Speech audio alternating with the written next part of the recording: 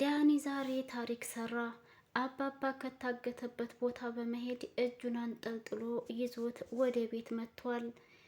ትሁትና ካሌብ ሳሎን ላይ ቁጭ ብለው ባሉበት አጋጣሚ አባባና ዳኒ ድንገት በር ከፍተው ሲገቡ በጣም ይደነግጥ። ደስታና ድንጋጤ ተደበላልቆባቸው ትሁትና ካሌብ ከተቀመጡበት ብድግ በማለት አባዬ እንኳን ደህና መጣህ፣ በጣም አሳሰብከን እኮ ምን ሆነ ነበር? ምንድነው የገጠመህ? እያሉ በጥያቄ እንግዲህ ያፋጥጡታል።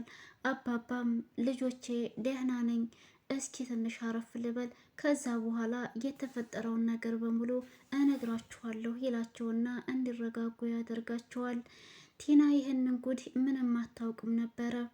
እሷም ስራዋን ሰርታ ከወጣችበት ወደ ቤቷ ስትመለስ ዳኒ አባባን ይዞ መጥቶ እቤት ቁጭ ብለው ነበረ። የዚህ ጊዜ ቲና በጣም ትናደዳለች። ወይኔ ቲና፣ በቃ አሁንም ያሰብኩት እቅዴ ተበላሸ ማለት ነው። ይሄ የማይረባ ሰው ከአንቺ ጋር ነው የምመሳሰለው፣ እነሱ ፊት ለፊት እንደዛ የመሆነው እያስመሰልኩኝ ነው ሲለኝ ነበር እኮ። ሁሉንም ነገር ከነገርኩትና ካወቀ በኋላ በቃ ጉድ ሰራኝ ማለት ነው። ህይወቴን አበላሽብኝ፣ ሁል ጊዜም የማስበው ነገር አይሳካልኝም እያለች ትበሳጫለች። ከዚህ በፊትም ቤት አገኘሁ ብላ ለ3 እና ለ4 ቀን ከነሱ ቤት ጠፍታ ነበረ። ተመልሳም ስትመጣ ስትዝናና እንደነበር ፈታ ብላ እንደመጣችም ስትንቀባረርባቸው ቢሆንም ያው በስተመጨረሻ ላይ የቤቱ ነገር እውነታውን ስታውቅ ፌንት ነቅላም ነበረ። ዳንም ደግሞ በዚህ ሰዓት መረጋጋት ነው ያለብሽ፣ ራስሽን አትውጂ፣ በቃ የሆነው ሆኗል እያለም ሲያጽናናት ነበር። ዛሬ ላይ ግን ማን ይሆን የሚያጽናናት? ካሌብም አልፈልግሽም ከቤት የውጭልኝ እስከ ማለት ደረጃ ደርሷል። ዳኒም ይህንን ደብቃ የነበረው ሚስጥሯን አባባን አሳግታ ካለችበት ቦታ አስወጥቶባታል። ከዚህ በኋላ ማንም ከጎኗ የለም። ትሁትም ብትሆን እሷን በጭራሽ አትፈልጋትም። ስራዋ ሁላ በጣም መጥፎ ስለሆነ ተንኮለኛ ስለሆነች ትሁትንም ቢሆን ከዛ ከቤት ውስጥ ለማስወጣት ብዙ ጊዜ ይሄንን አደረገች ይሄንን አጠፋች እያለይ ስትዋሽና በለዋ ላይ ስትቀጥፍባት የነበረች ልጅ ነበረኝ። ያው ግን እድሜ ለአባባ ትሁት ማለት ልክ እንደ ልጄ ናት። ሰራተኛዬ ብቻ አይደለችም። ስለዚህ እኔ በህይወት እያለሁኝ ከዚህ ከቤት አትወጣም ብሎ ነበረ ትሁት እነሱ ቤት እንድትቆይ ያደረጋት። ካሌብም ቢሆን አንድ ሰሞን ከዚህ ቤት ውጭ በቃ አንቺ ቤቴን እየበጠበጥሽ ነው እስከሚል ድረስ ደርሶ ነበረ። እውነታው ግን ያልነበረም ቲና አባቱን በምታንገላታበትና በምታሰቃይበት ጊዜ ትሁት ባትኖር ኖሮ ካሌብ አባቱን በህይወት አያገኘውም ነበረ። በጣም ብዙ መድኃኒቶች ስትሰጠው ነበረ ቲና ማለት ነው ከዚህ በፊት። ዛሬ ላይ እንግዲህ ነገሩ ሁላ ተበለሻሽቶባት ብቸኛ ሆናለች ቲና። እንዲሁም ከአጋቹ ጋር በገንዘብ ተጣልታለች። አንቺ የሰጠሽ ስራ በጣም ጊዜ እያራዘምሽብኝ ነው። ሌሎች ስራዎች ስሰራ እንደዚህ እንዳንቺ አልተንዛዛብኝም። በዛ ላይ በጣም እየራበኝ ነው። የሚበላው ነገርም አምጭልኝ ሲልም ጠይቋት ነበረ። እንዲሁም ገንዘብ ጨምሪልኝ ሲላት ቲና ደግሞ ገንዘብ እንደሌላት ያላትን ጨርሳ እንደከፈለችው ለአጋቹም ስትነግረው ነበር። አጋቹ ግን እንደዚህ አይነት ነገር እኔ አልሰማሽም፣ አሁን ቶሎ ብለሽ የምበላው አምጪልኝ ብሎ ነበር ከፊት ለፊቱ እንድትሄድ ያደረጋት። ቲናም አማራጭ ስለሌላት ያንን የሚበላ እንዲሁም ገንዘብ ፈልጋ ልታመጣ በሄደችበት አጋጣሚ ነበር እንግዲህ ዳንኤል እሷ ከሄደች በኋላ ከጀርባዋ ገብቶ አባባን ያወጣና ወደ ቤቱ የመለሰው። ሰላም ሰላም! ውድና የተከበራችሁ የቻናሌ ቤተሰቦች እንዴት ናችሁ? ሁሌ ሰላም ናችሁ ወይ? ደህና ናችሁ ወይ? እኔ ሰላም ነኝ አልሐምዱሊላ። እንዴት ተለመደው ወደ ቻናሌ በአዲስ ቪዲዮ ተከስቻለሁ። ቤተሰብ ቆይታችሁ ከኔ ጋር ይሁን። ላይክ፣ ሸር፣ ሰብስክራይብ ማድረጋችሁን አትርሱ። የግፈኛዋ ሚስት የሚለው ድራማ እንደቀጠለ ነው። ዛሬም እንግዲህ አዲስ ነገር ይዤላችሁ መጥቻለሁ። ምንድነው ካላችሁ እስከ ቪዲዮ ፍጻሜ አብራችሁ ስትቆዩ የምነግራችሁ ይሆናል፣ ትረዳላችሁ ማለት ነው። ቆይታችሁን ከኔ ጋር እንድታደርጉ በአክብሮት ጠይቃችኋለሁ። ኤዱም እንግዲህ አባባ ስለጠፋ ወደ እነ ካሌብ ቤት መታ እንዴት ሆነ አባዬ አልተገኘም ወይ የሚል ጥያቄ ከካሌብ ጋርም እየተጠያየቀች ነበረ። ካሌብም ደግሞ አባቴ ማን እንዳሳገተው ባላውቅም ግን ደግሞ ከቤት ጠፍቷለው የሚል ንግግርም ሲናገራት ቲናን መጀመሪያ እቤት ማቆየት አልነበረብህም፣ ለምንድን ነው ያላስወጣሃት እያለች ስትጠይቀው ካሌብም ከዚህ በላይ ምን ላድርግ ኤዱ እፈታሻለሁም ስላት እኔ ግን አልፈታህም እምቢ አልወጣም እያለች እምቢ አለችኝ። አሁን ይልቅንስ አባቴ ደህና እንዲሆንልኝ ብቻ ጸሎት አድርጊልኝ እያለም ሲላት ነበረ። ኤደንም አይዞህ ካሌብ ምንም አይሆንም አባትህ እያለችም ስትለውና አብረው ሲያወሩ ባሉበት አጋጣሚ ዳኒ በሩን በርግዶ ይገባል። ኤዱ ወደዛ መምጣቷን አላወቀም ነበር። ያየውን ነገር ማመን አቃተው። እጅ ለእጅ ተጨባብጠው ምን እያወሩ እንደነበረም አልገባውም። ያው እሱ ኤዱን ስለሚወዳት ብቻ በጣም ነበር የተናደደና የተበሳጨው በሰዓቱ።